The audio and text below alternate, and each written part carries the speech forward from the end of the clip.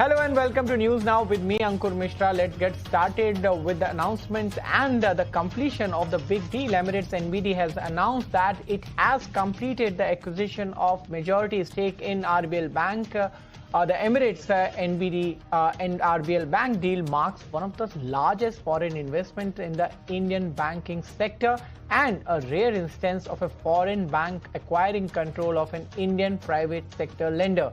Emirates NBD will invest over 26,000 crore and emerge as the promoter with 60% stake in RBL Bank, bringing an end to the long chapter under existing shareholders and management. To discuss the strategy behind the transaction and what it means for RBL Bank, the opportunities it opens up for cross-border banking, and whether this could pave the way for more global banking investment into India, we will connect to Mr. Gopal Jain of Gaja Capital. But before we go to him, let's listen into what RBL Bank as well as Emirates NBD management had to say about transaction. RBL Bank's commitment to excel customer service with its universal bank architecture and with highly skilled and committed team RBL. Primary capital infusion will find its natural profitable growth and enable the bank to be positioned as a leading large bank in few years' time. The partnership with Emirates NBD brings access to global expertise, international best practices, and new opportunities to accelerate our ambition. As we look ahead, our vision is to build a strong, more agile, a future-ready bank. The one which delivers sustainable growth, superior customer experience, and long-term value creation. Our confidence in India is not new. Our journey here began more than 25 years ago with the establishment of our rep office here in Mumbai in 2000. We subsequently opened our first branch in 2017 and expanded further in 2022. Over the years, we have had the privilege of serving Indian corporates, entrepreneurs, and institutions while witnessing firsthand India's remarkable transformation. India today is one of the world's most exciting economic stories. With a population approaching 1.5 million people, did I say million? It should be billion. People, and an economy that has already crossed the $4 trillion mark, India has firmly established itself as a leading force in the global economy. All right, so that was the management of RBL Bank as well as Emirates NBD specifying the deal scenario as well as what is the road ahead. But to discuss about this particular investment, I have with me Mr. Gopal Jain of Gaja Capital.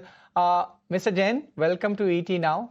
You have been one of the RBL Bank's largest and longest standing shareholders. What convinced you that Emirates NBD was the right strategic partner for the bank? Well, this was a broad-based decision. It was the board's decision. Many factors contributed to the board and the bank choosing Emirates NBD as a partner. A lot to do with Emirates NBD's interest in India, a lot to do with how RBL has been built over the years. RBL is a rare example of a promoter-less, management-driven, professionally run bank backed by fit and proper, pedigreed investors with a diversified investor base.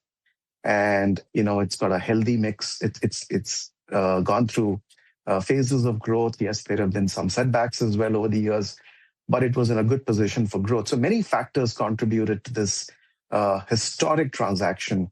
You rightly pointed out, this is perhaps the single largest FDI in India's history in the banking sector.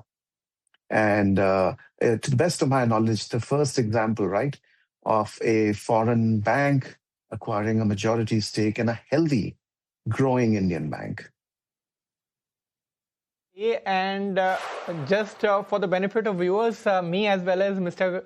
Jain was there at an event where this announcement was made, and although there were representations from Finance Ministry, there was a few words of wisdom which were shared by the bank as well as Emirates NBD. What will be the future ahead? But I want to understand from you, in the long term, what lies for RBL Bank now? Well, first of all, it starts with what lies ahead for India, right? When India is the world's fastest growing major economy, India is one of the savings factories of the world. There's a strong savings culture, and banking is yet to, in its most basic form, is yet to reach to a vast majority of both savers and borrowers. When we talk about savings culture, we have a savings culture, where our borrowing culture has miles to go. So banking in India is, undoubtedly is one of the more attractive destinations for banking around the world. And to get a partner, a AAA rated partner like Emirates NBD with a significant amount of capital infusion, tremendous amount of expertise. It's a bank with 20% return on net worth, arguably one of the best digital stacks in the world, strong cross-border linkages. And this brings me to the point between the partnership between the two countries. India and UAE are natural partners. There's strong business links between the two countries. Credit has to be given to the political leadership and the regulators of both these markets to make this happen. And this really positions, as someone at the event said, I think the chief minister said, he said, so far it was the Arabian Sea between connecting UAE and India. Now it can be hopefully RBL, Emirates NBD. Jain, you were a board member till now in RBL Bank. What will be your advice to Emirates NBD now? Well, I doubt if I'm in a position to advise them. They seem to be doing so well. But I think for RBL Bank, my hope is that with this infusion of capital, with the team we have, with the systems we've built, with the opportunity that we face, it really propels them to build a leadership bank in India. And, so far it had been about growth, and hopefully they can also achieve scale with this partnership. Now, let's also talk about the particular investment with the Gaja Capital actually did in RBL Bank, and not once, but twice. How much of the return are you getting? Well, I don't think it is appropriate for private investors like us to discuss returns. But I think take a step back. I think more importantly, for a country like India, this demonstrates the power of private equity and venture capital. That when venture capital and private equity invest in companies, they don't just build companies, they can build institutions. They bring capital, governance, transformation. I mean, in 2010, when we decided to back RBL Bank, it had close to 1,000 crores of advances. Today, that's in excess of 1.1 lakh crores. Its value was around 600 crores. Today, it's 23,000 crores. Profits were 19 crores. Today, the profits are in excess of 800 crores. If I remember this correctly, they had about 550 employees. Today, all included, we have over 30,000 employees. What a massive scale up and transformation. So this investment, yes, returns are important. They fuel private equity and venture capital. But more importantly, I think the impact, the transformation that private equity and venture capital can create. And when these institutions scale up, they don't just scale up nationally, they can attract global capital. I mean, a bank which was the second smallest bank in India in 2010, when we invested in it, has today attracted 26,000 crores of FDI. Isn't that so significant and impactful for India, both as an economy and a society? Right. And as you were mentioning about the road ahead, one last question before we let you go. What changes should investors expect in RBL Bank's business mix under the new promoter? And you still hold some stake, if I remember correctly, more than 1%. So what are the expectations from investors' point of view?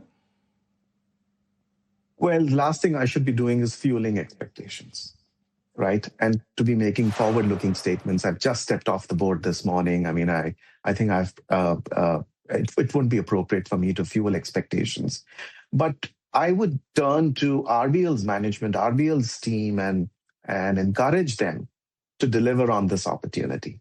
I think investors would be rightfully placed to expect RBL working towards a leadership position in the country.